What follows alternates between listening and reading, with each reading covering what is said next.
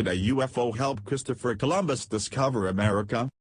It is 2 a.m. on October 12, 1492.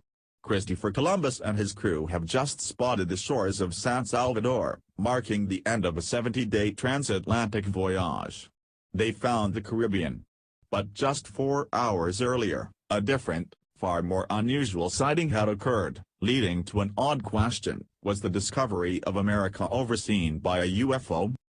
Numerous researchers are convinced that extraterrestrial beings have always been tracking our progress as a species. Supporting this theory is the fact that, ever since mankind started keeping records, UFOs have been a regular mention.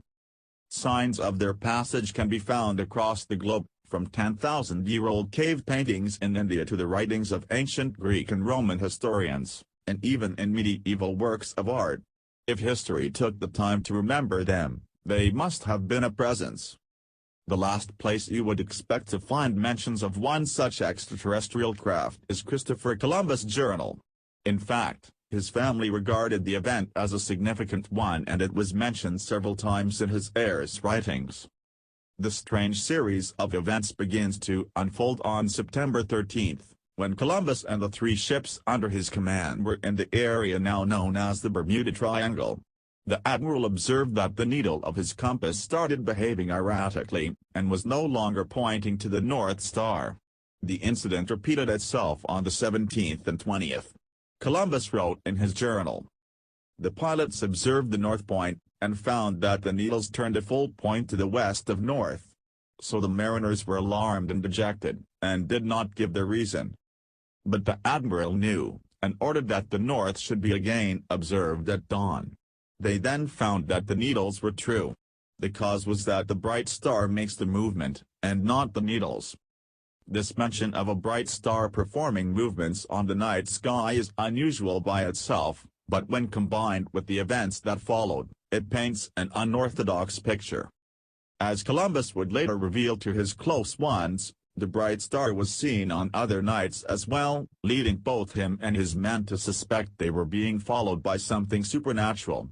Sailors were far more superstitious 5 centuries ago than they are now, so you can imagine how disquieting the sighting must have been.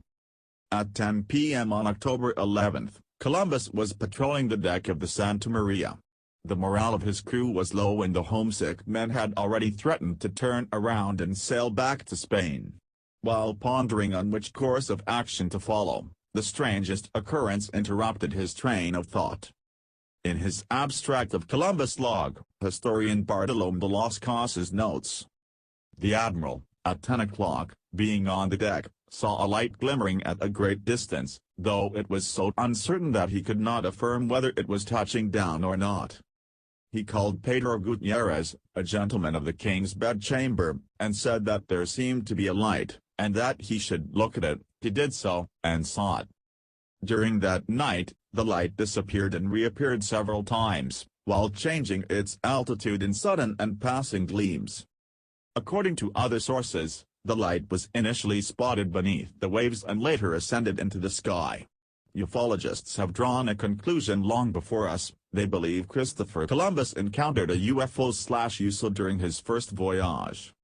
The historical importance of his journey has given rise to the suspicion that Columbus' expedition was closely monitored by an extraterrestrial craft piloted by a crew whose motives remain unknown.